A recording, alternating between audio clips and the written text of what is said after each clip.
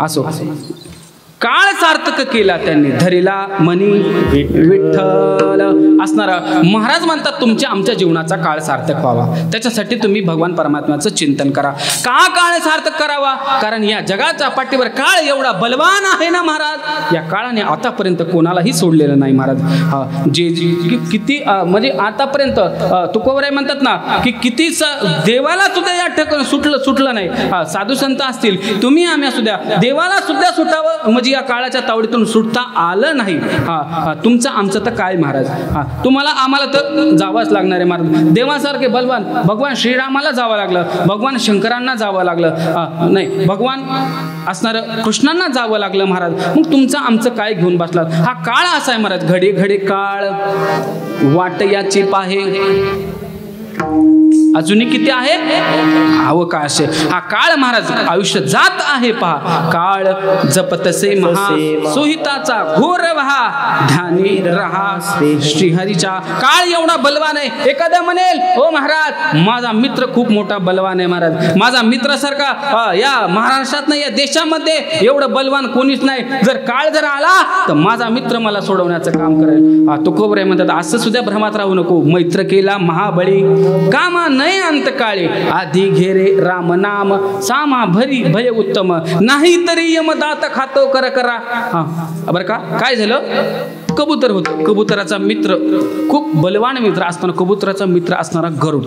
त्या कबुतराने ठरवलं काय करू म्हटले, चला म्हटले देवादेवांची सभा भरली म्हणले त्या सभेमध्ये जाऊ, प्रत्येक देवतेचं दर्शन घेऊ, आपल्या जीवनाचं कृत कल्याण होईल, सार्थक आपल्या जीवनाचं नक्की होईल, प्रत्येक देवतेचं दर्शन घेण्यासाठी जाऊ.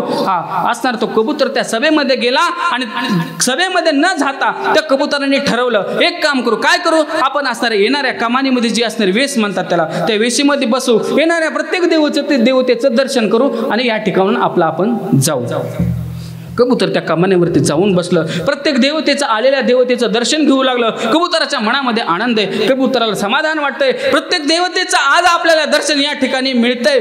परंतु असं झालं त्या कमानीमधून जात असताना यमदेव सुद्धा त्या ठिकाणाहून येत होते बरं का. यमदेव जसे आलेले कबुतराने पाहिले तसं कबूतर थोडं साईडला सरकलं. महाराज यमदेव आहेत ते महाराज, यम आहे. अरे साधं गाडीला कोणी कट मारला तरी माणसाला आठवण होती कोणाची, तसं त्यांना तो यमदेवाला समोर पाहायचं म्हणजे सोपं आहे का? कबूतर थोडं साईडला सरकलं. पण तिथं असं घडलं यमदेव जात असताना आता यमदेवाचा पाय थोडासा ठेस काढला आणि ते यमदेवाची नजर वर गेली, त्या कबुतराकडे गेली आणि कबुतराची आणि त्या यमदेवतेची नजर एक झाली महाराज. त्या कबुतराला आता मनामध्ये धडधड व्हायला लागलं. कबूतर थरथर कापायला लागलं आणि यमदेव त्याच्याकडे बघून हसायला लागले. आता तर मात्र कबुतराचा मात्र थरकाप उडाला. कबुतराने विचार केला आतापर्यंत इतके देव गेले आपल्याकडे कोणाचीच नजर नाही गेली, पण ज्या अर्थी यमदेवाते तिची आपल्याकडे नजर गेली ना त्या अर्थी आज मात्र आपलं काही खरं नाही. आपल्याकडे बघून यमदेव हसायला लागले म्हणजे आपलं काही खरं नाही. पण काही काळजी करायचं नाही. माझा मित्र म्हणजे कोण आहे? गरुड आहे. गरुडाकडे आत्ताच जातो, गरुडाला सगळं सांगतो महाराज. गरुडाकडे गेले महाराज. गरुड म्हणजे एवढा बलवान आहे महाराज. या गरुडा भगवान पांडुरंगात भगवान श्री विष्णूंचं वाहन म्हणणं म्हणजे सोपं आहे का महाराज? गरुडाला त्या थोडंसं साईडला जाऊन थोडंसं सांगतो. गरुड असणारा भगवान विष्णूंचं वाहन कसं झाला बरं का मामा? त्याची एक छोटीशी कथा सांगितली जाते की तो गरुड असताना पक्ष्यांचा राजा खूप मोठा गरुड एका जंगलामध्ये गेला. त्या जंगलामध्ये गेल्याच्या नंतर बऱ्याचशा साधू संतांची असणाऱ्या त्या ठिकाणी यज्ञ सुरू होता. साधू संतांची पूजा त्या ठिकाणी चालू होती आणि त्या ठिकाणी गेल्यानंतर आपलं साधू संतांना विक्षेप नको म्हणून तो असणारा लांबच बसला. तो गरुड लांब बसला आणि फक्त पाहू लागला. कशाला कोणाला विक्षेप करायचा? त्यांचं भजन चालू, यज्ञ चालू आहे, त्यांच्या भजनामध्ये विक्षेप करायला नको म्हणून गरुड असणारा लांब बसला. आपले भजनी असे तर भजनात बसलेला मिस कॉल देतात, हॅलो बिड्याचा कट्टा आणलाय का? आणला असलं तर मी येतो. म्हणजे गावाकडचे इकडचे नाही बरं का, तिकडचे सांगतो, तिकडे गेल्यावर इकडचे सांगतो परत तिकडं. म्हणजे महाराज लोकांचं असं तसं गरुड आपला कोणाला विक्षेप नको म्हणून असला साईडला बसला की चला चालू ना त्यांचं भजन पूजन असणार. त्या गरुडाने काय केलं बरं का, मग आता बराच वेळ बसल्याच्या नंतर त्या गरुडाने विचार केला काय करू, चला म्हटले उडून जाऊ, आपलं आपण भ्रमण करू. पण उडत असताना त्या गरुडाचे पंख इतके मोठमोठे होते ना, त्या गरुडाच्या हवेने पंखाच्या उडण्यानं त्या ठिकाणचा सर्व परिसर असणारा झाडून निघाला बरं का. सर्व परिसर एकदम स्वच्छ झाला आणि त्या साधू संतांना आनंद वाटला. अरे कोणी म्हटले एवढं असणारा एका ह्याच्यामध्ये असणारा सर्व परिसर स्वच्छ करून गेलं. आणि त्या साधू संतांच्या आशीर्वादाने आणि गरुडाच्या पुण्याईने त्या गरुडाला भगवान परमात्म्याचं वाहन होण्याचं भाग्य मिळालं. असा असणारा श्रेष्ठ बलवान असणारा गरुड त्या गरुडाकडे असणार तर कबूतर गेले बरं का.